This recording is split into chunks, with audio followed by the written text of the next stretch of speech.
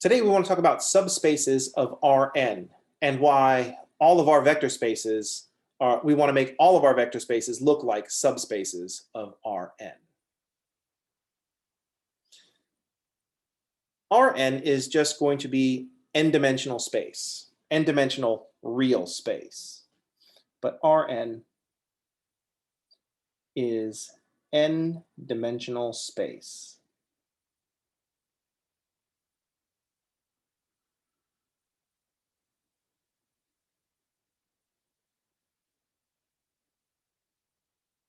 A lot of stuff going on when we start talking about dimension. Like, well, what do we mean by dimension? We have some kind of idea about dimension, but this is a math class, so you know we're about to be more precise about things, because math is a very precise language, and we have to say what we mean and always mean that thing. So R2 is two-dimensional space.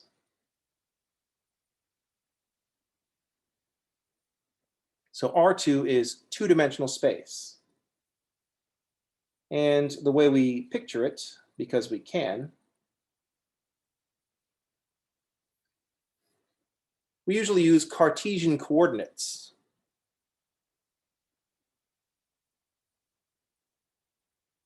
So I'm going to jump a little bit ahead, and we're going to bring up something that we brought up when we were going over the homework. The standard basis for R2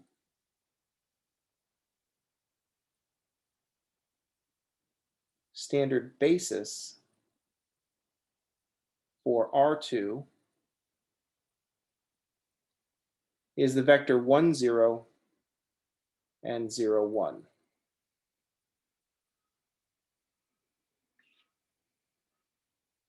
When we talk about a basis, we are talking about a linearly independent spanning set. So let's make a note of that. That sounds fancy. A basis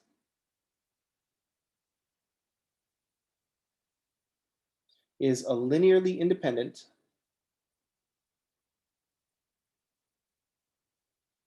spanning set. A basis is a linearly independent spanning set.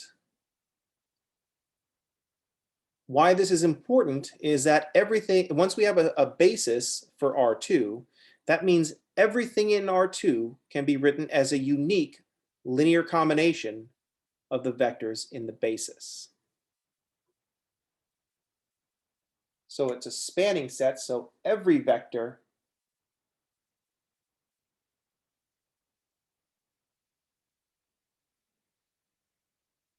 in R2 is a unique linear combination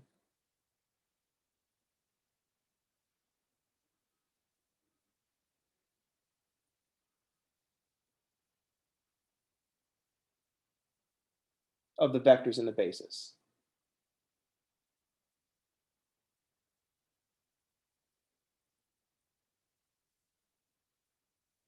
The uniqueness comes from the linear independence.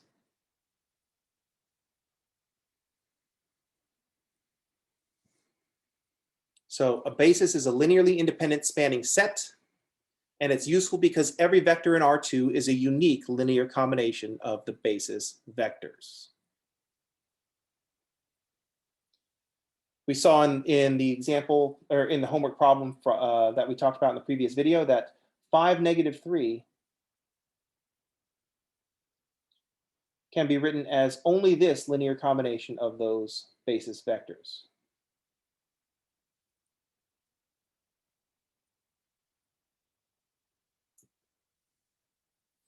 Five -3 is 5 times the first vector minus 3 times the second vector.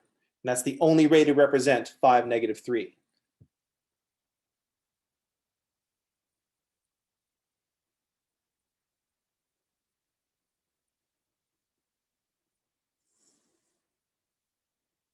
So we're going to up this one dimension, and that'll be the last one that we can picture in our minds. R3 is three-dimensional space. So we'll have an x1 and an x2 and an x3.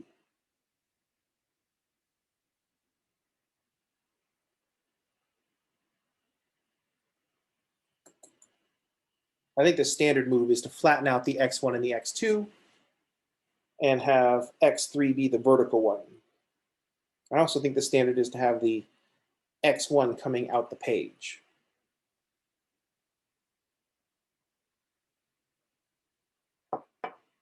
The standard basis for R3, you can probably guess.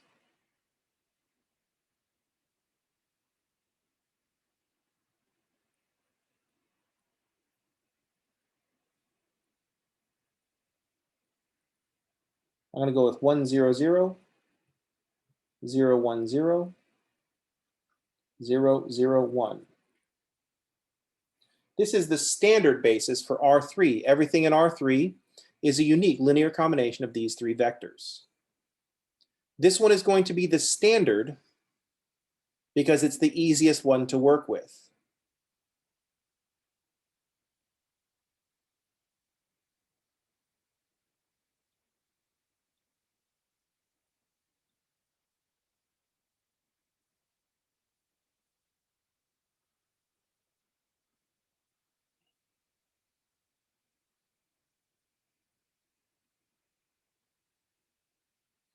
All right, so what we want to do is look at other subspaces. We want to look at subspaces of these vector spaces. So let's talk about subspaces. A subspace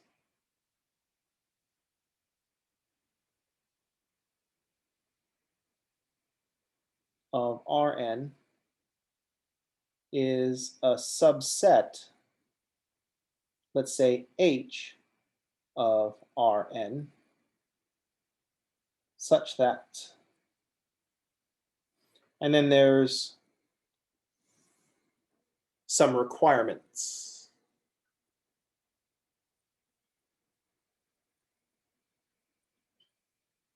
So some things that have to happen. If we have a subset of Rn such that 0 is in H, that is, H contains the 0 vector. If your subset does not contain the 0 vector, your subset is not going to be a subspace.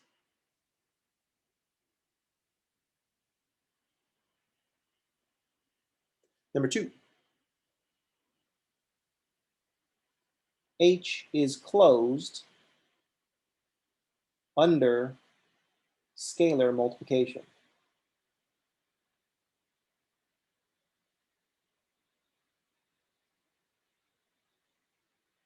So the main reason that I write down this particular definition of the subspace is so I could talk about something being closed under scalar multiplication. That is,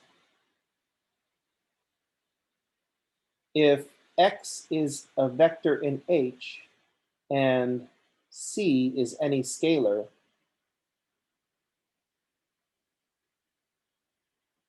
then cx is in H. If you have a vector in H, you can multiply it by any scalar, and that product has to be in H as well. H is closed under scalar multiplication.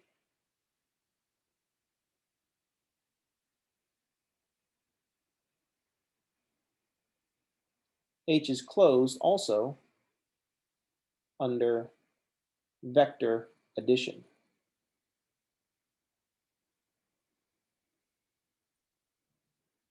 That is to say, if you take two vectors from H,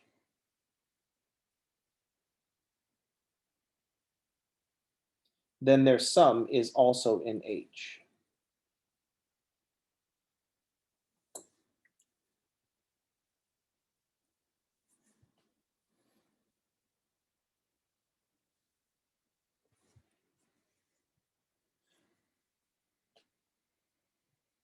The reason I write this is so I could write closed under scalar multiplication and closed under vector addition. So I can give you the idea of what it means to be closed under an operation.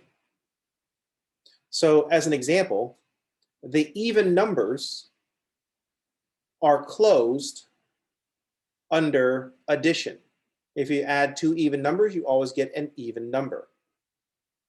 The even numbers are not closed under multiplication, because if I multiply 2 by a half, I get 1, and 1 is not an even number. I'm no longer in the set.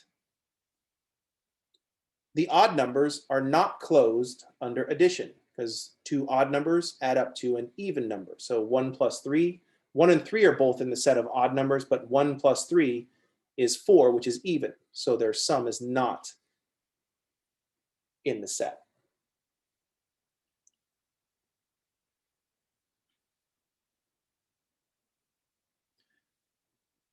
When we talk about a subspace, what the direction that this is going is that Rn it needs to be generalized to a general vector space. So when Rn is, instead of being just Rn, we're talking about a general vector space.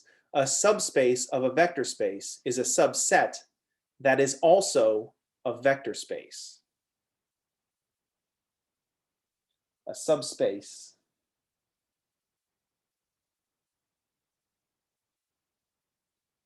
is a subset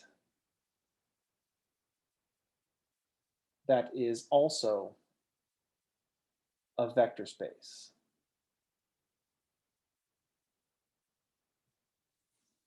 And we're going to spend a lot of time defining precisely what we mean by vector space, but the short story is that means we can make it look like Rn. All vector spaces become Rn.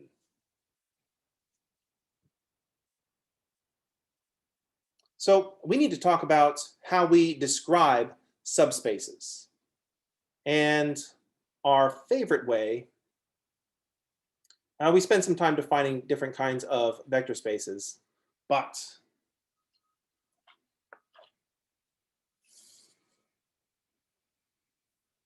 the span of a set of vectors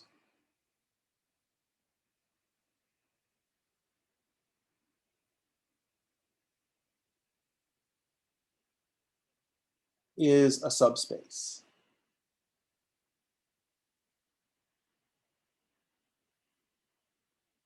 That's the big thing. This is how we're going to define, let's do 4, 3. This is how we can describe subspaces. The span of a set of vectors is a subspace. When I say the span of a set of vectors, I mean all the linear combinations of the set of vectors. Span of a set of vectors, all linear combinations.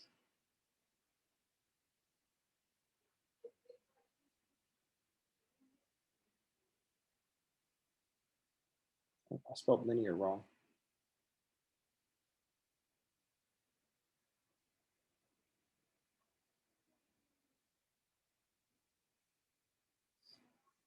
The span of a set of vectors is all the linear combinations. Note that right now we're using span as a noun and not a verb. We can have a set of vectors that spans a space, that's a verb, or we can say the span of a set of vectors, we're using it as a noun. So that's one of the tricky things about the word span. It could be a noun and a verb, and depending on what we're trying to say, we have to get the right one. Given that a subset is a subspace, if it contains a zero vector and is closed under vector addition and closed under scalar multiplication, making all the linear combinations of a set of vectors will clearly give us a subspace. Because I can always take 0 times the first vector and 0 times the second vector to make the zero vector. So that 0 is a linear combination of any set of vectors. And I'm making all the linear combinations otherwise, so that covers scalar multiplication and vector addition, because those are the operations that we use to make linear combinations. So the span of a set of vectors is a set of all the linear combinations. And this is how we describe a subspace.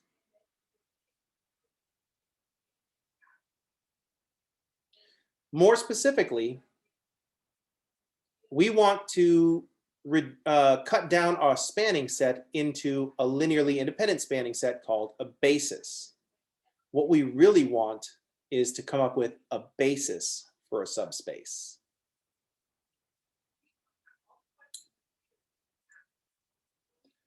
So if we have a set of vectors, the span of that set of vectors is a subspace. We want to get rid of the ones that we don't need. So let's look at an example.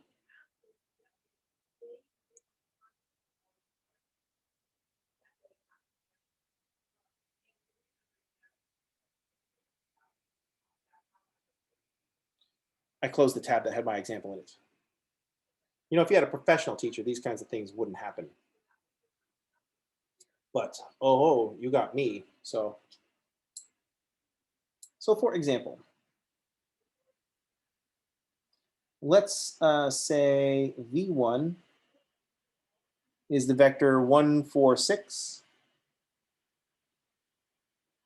v2 is the vector 2, 5, 7. And v3 is the vector 3, 6, 8.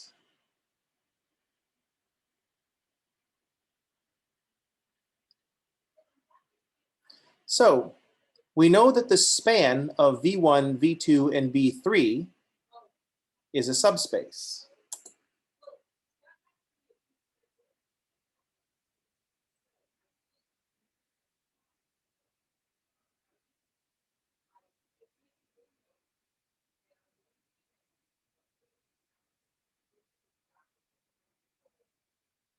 So I write span in front of the set of vectors and saying that's the span of the set of vectors. That's the set of all the linear combinations of v1, v2, and v3.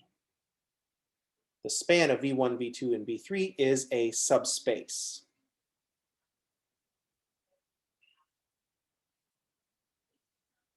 The question is, do I need all these vectors to describe the subspace? And also, I have these three vectors are in R3. Am I describing all of R3?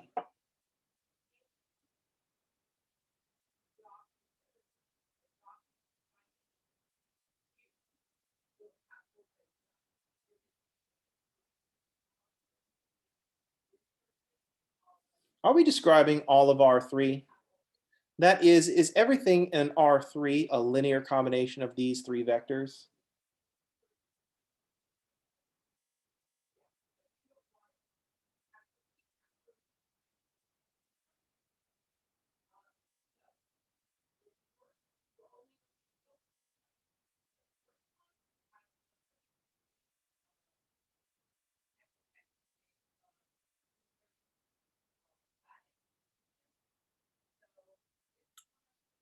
That is, do these vectors span R3?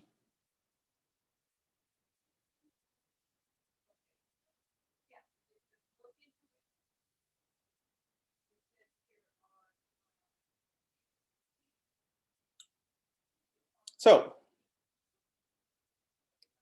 notice that the reason I'm saying are we describing all of R3 is because the vectors are all in R3. So these are all vectors. They have 3 entries. They are in R3.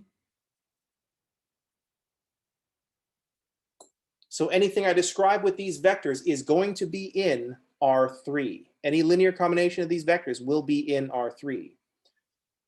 But is everything in R3 a combination of these 3 vectors?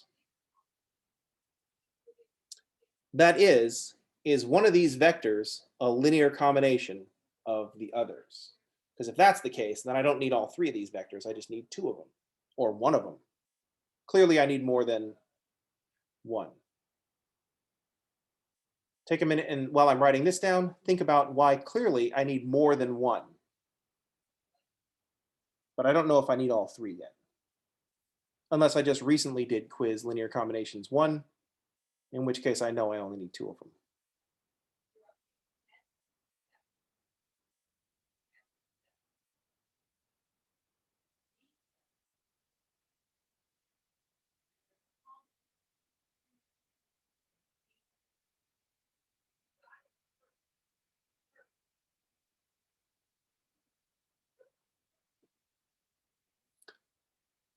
So once again, the span of this set of vectors is definitely a subspace of R3.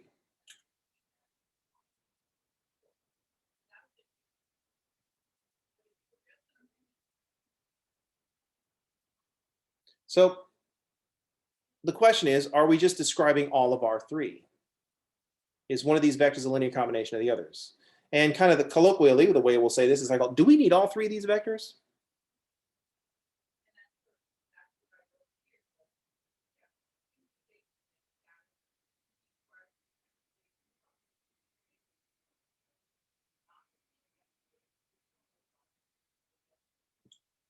So I want to find out if this set of vectors spans R3.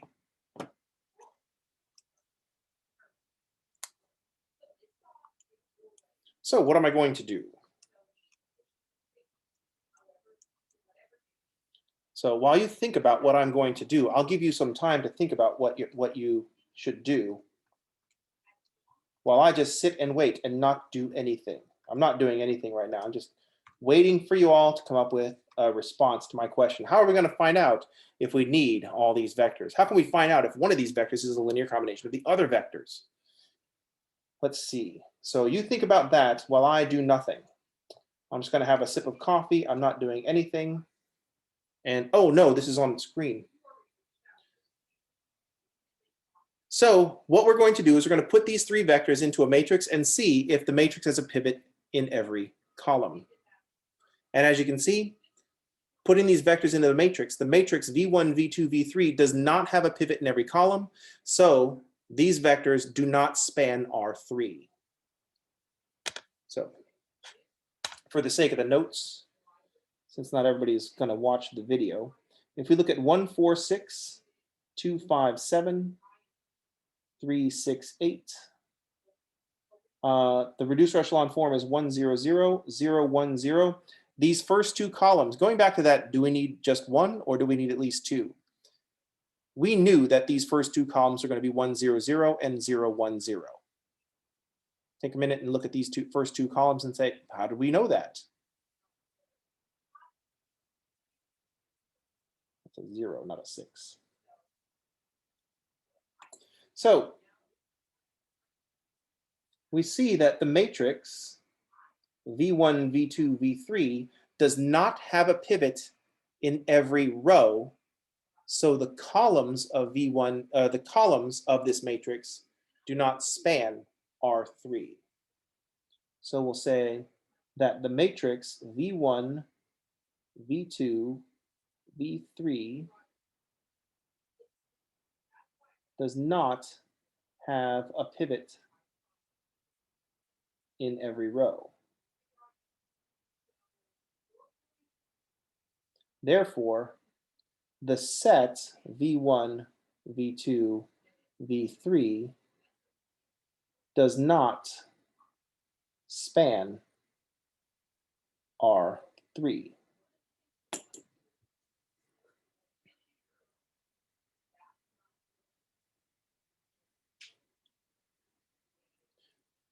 Since V3 is a linear combination of V1 and V2,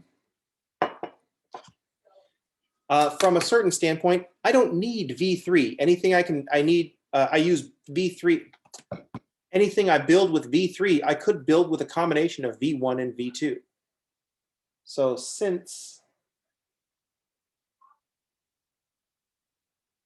V3 is just -1 times V1 plus 2 times V2, the span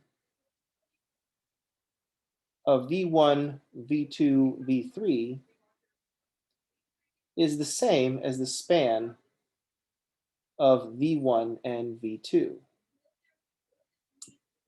If I take all the linear combinations of V1, V2, and V3, I get the same bunch of vectors as if I take all the linear combinations of V1 and V2.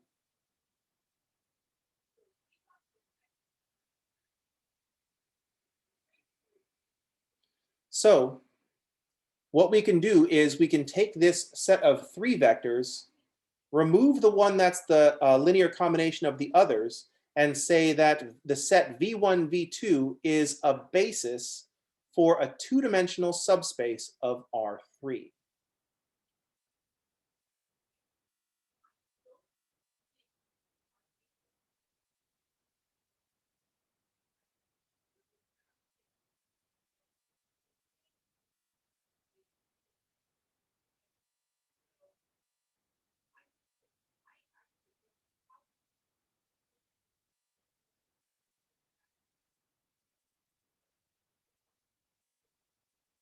V1, V2 is a basis for a two-dimensional subspace of R3. This is going to be a plane in R3 containing the origin.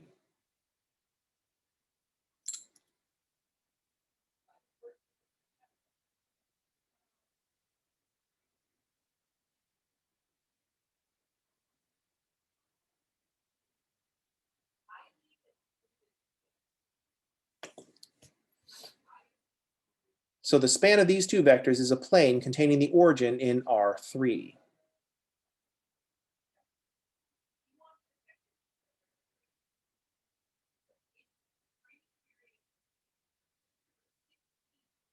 One thing that we want to point out is that this plane in R3 looks just like R2, but it is most definitely not equal to R2. Everything in this plane has 3 coordinates because it's a subspace of R3. But it looks like a plane, and R2 looks like a plane. All planes through the origin look like R2. But it's a two-dimensional, this span of these two vectors is a base, the span of these two vectors is a two-dimensional subspace of R3. It's not equal to R2, but we say it's isomorphic to R2. But it's definitely not equal.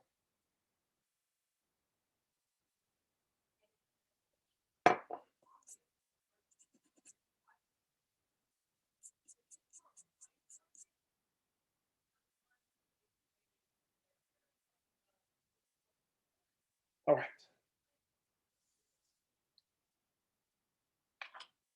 So let's make a note of that.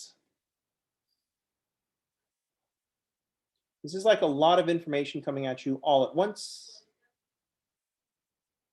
Are we on page 4 or page 5? Page 4. Oh, it can't be that much information. We're only on page 4.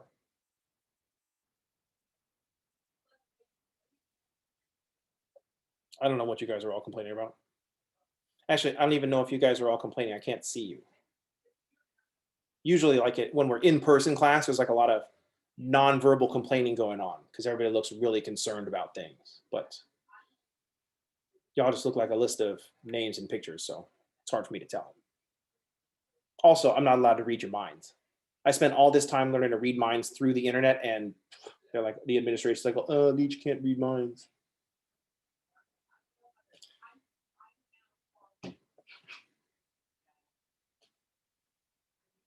I'm just kidding. I can't read minds. I'm not telepathic, is what I'm required to say by law. I'm just kidding. There's no laws that govern this.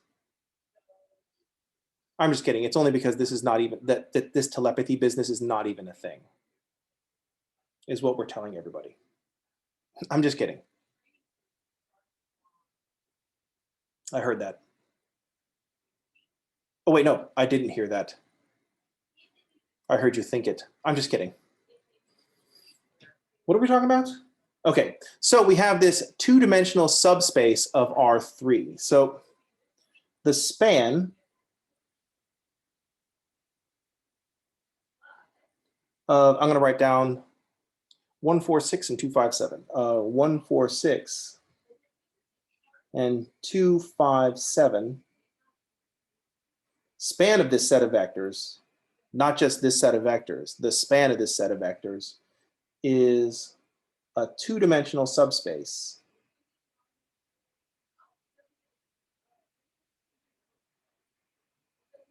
of R3. That means the span of this set of vectors is a plane through the origin in R3.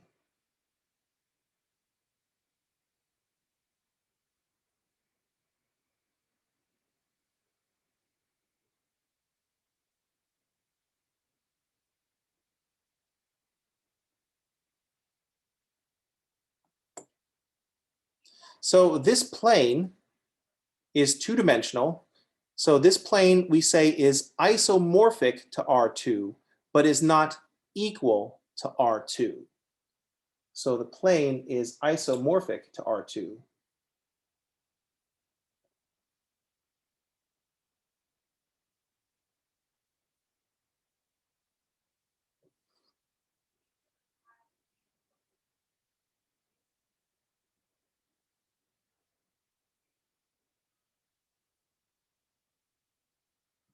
Equal is a very strong word. It means these things are exactly the same. They cannot be the same because everything in this plane has 3 coordinates and everything in R2 has 2 coordinates. That's why they're not equal.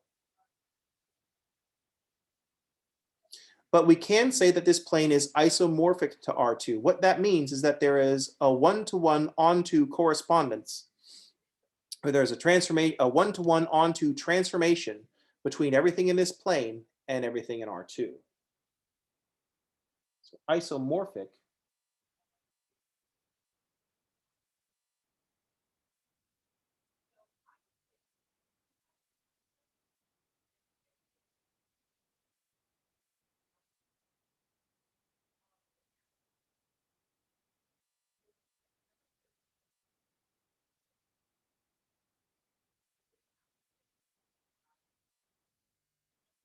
there is a one-to-one onto transformation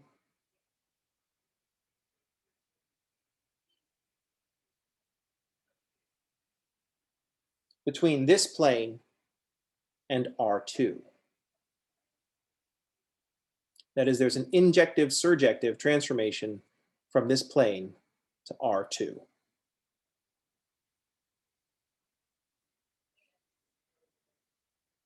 The way we do that is with coordinates.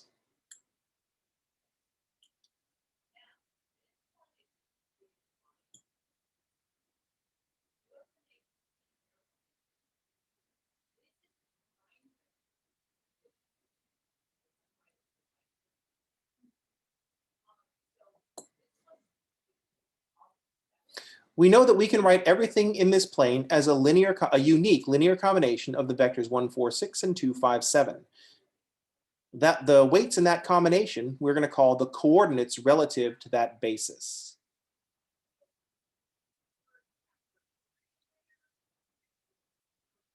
So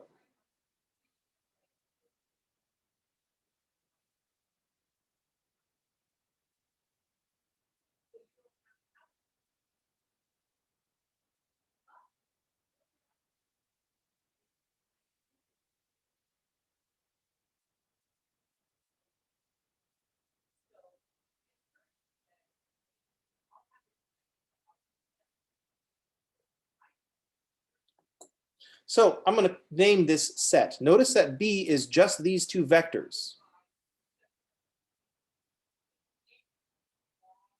H is the span of this set of vectors, but this set of vectors just contains 2 vectors. So H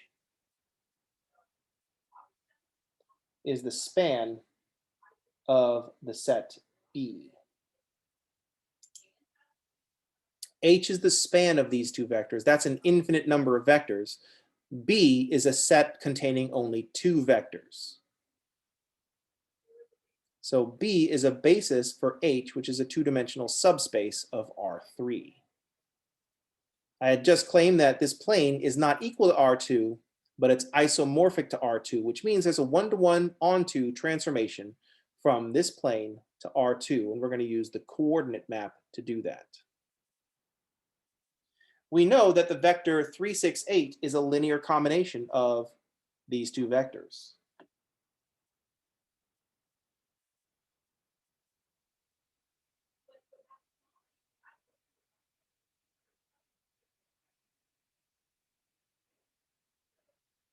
Oops, this is V1 and this is V2.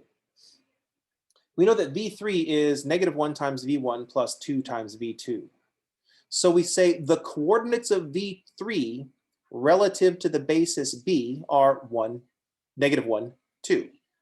-1, 2, not 1, -1, 2.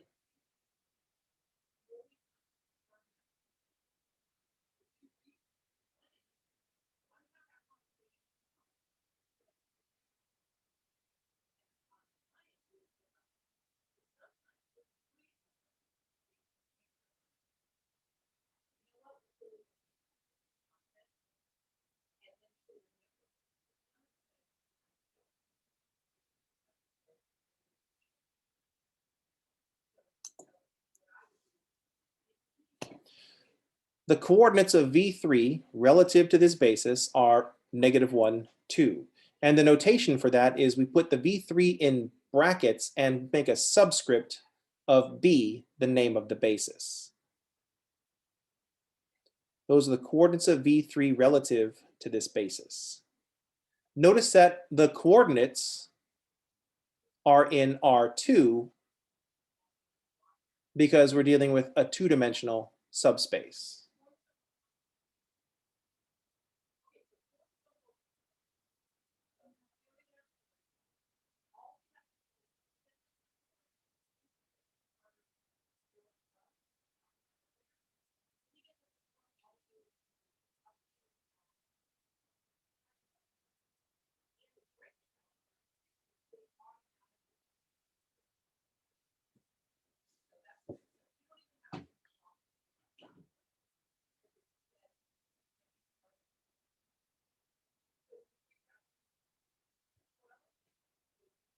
So V3 itself, which was 368,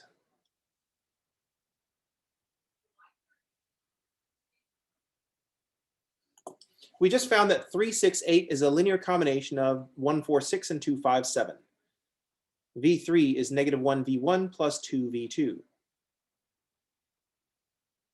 So we say that the coordinates of V3 relative to the basis B are -1, 2. The coordinates are in R2, but the vector itself is in R3.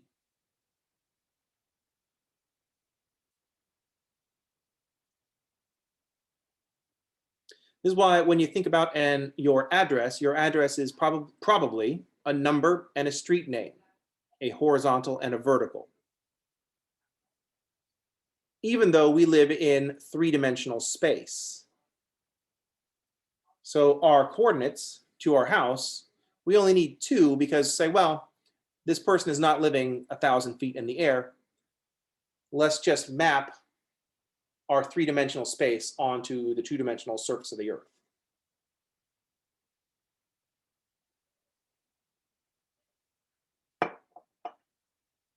Now I realize that the two-dimensional surface of the Earth is all curved and not just an infinite plane. But that's okay.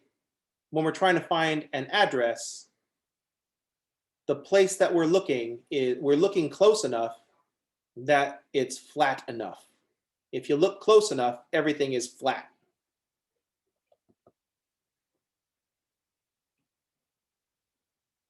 So let's do another example. Let's suppose that x is the vector 4, 7, 9.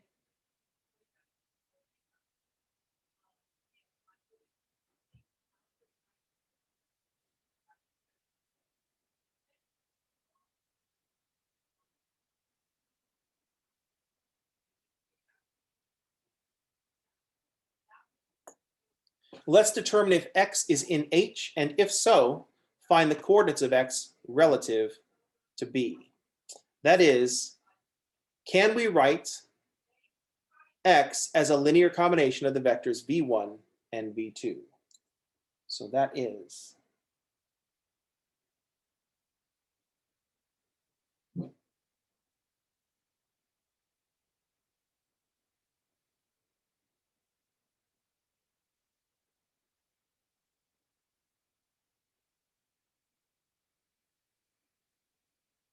and if so, how?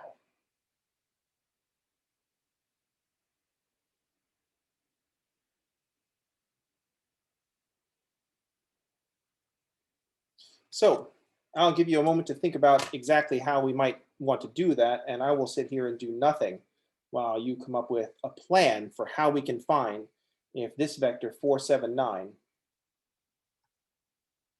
is a linear combination of those previous two vectors. I changed the wrong one, didn't I? So we'll just write, we'll see if we can, we'll put all the vectors into a matrix. So 1, 4, 6, 2, 5, 7. If you want, you can think of this as an augmented matrix with 4, 7, 9. and find the reduced echelon form so we can find the pivots. Right?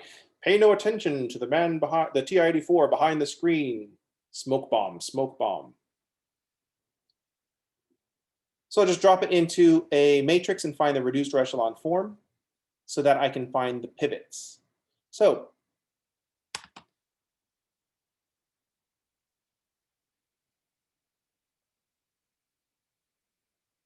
I know I pulled the calculator away really fast, but that's because this is going up on video in YouTube and you could just pause it. It's not like a movie from the 50s when they say, here, look at this note. And then they show the note and it's like a close up. The camera shows a close up of the note for like 30 seconds to give the audience a real good chance to read the whole thing.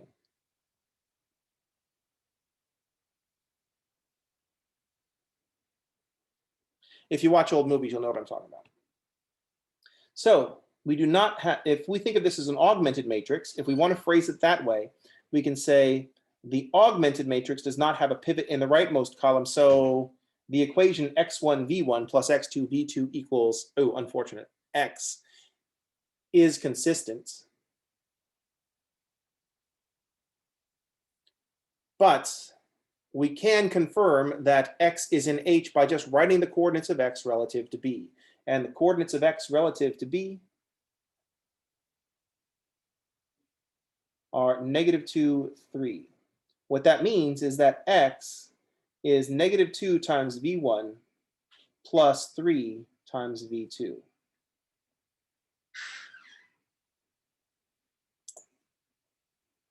X is a vector in R3. The coordinates of x relative to b are in R2 because H is a plane in R3 through the origin.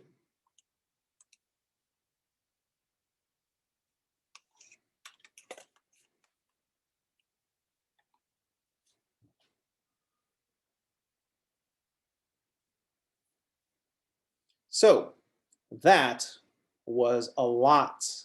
That seems like a lot to remember, but that's only because it's a lot to remember and you have to remember all of it all the time. Here's the fun part of this last 20 minutes, these last couple of pages of notes. That was the majority of chapter 4. Chapter 4 is all about describing things with a basis and coming up with coordinates. And recognizing that everything looks like Rn once we assign a basis and start writing coordinates. So let's just tack on an addendum. Now it's getting serious. We're on page 5 of the notes.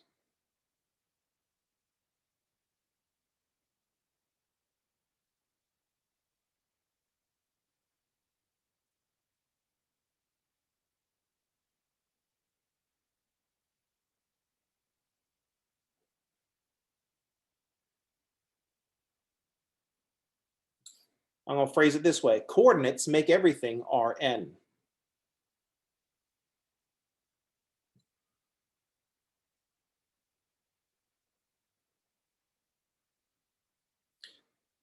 Let's say B is the set of these polynomials, 1t and t squared. Now things are looking strange. I'm going to make polynomials look like vectors. So if I take these 3 polynomials, 1t and t squared, we can say this is a basis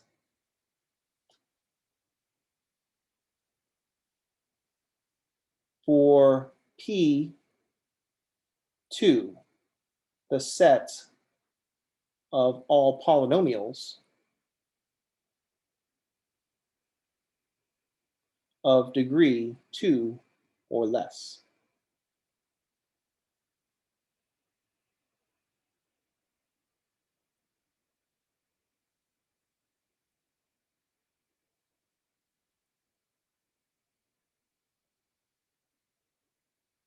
So P2 is the set of all polynomials of degree less than or equal to 2. So if I write down a polynomial So one possible polynomial, p of t, could be 1 minus 3t plus 5t squared. I can write down the coordinates of this vector relative to this basis b, and this polynomial becomes a vector. So the coordinates of p relative to b, I need one of the constants, I need -3 copies of t, and I need 5 copies of t squared.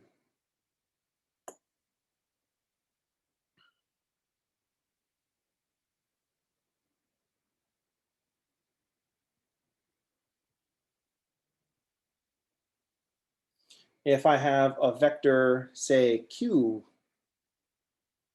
of t is equal to b plus mt, then the coordinates of q relative to b, I need b copies of the constant, m copies of t, and 0 copies of t squared.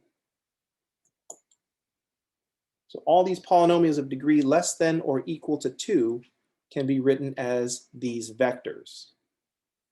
Now you're gonna now at this point you're taking my word for it that P2 is in fact a vector space, but we can see that every polynomial of degree less than or equal to can be written as a unique linear combination of these 3 polynomials. So that is P2 is the span of these 3 polynomials.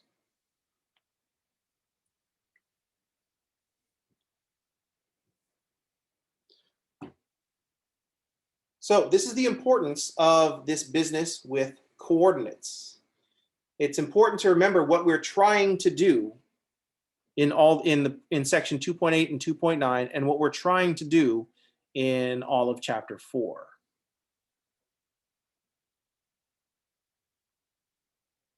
Any questions? Comments? Snide remarks?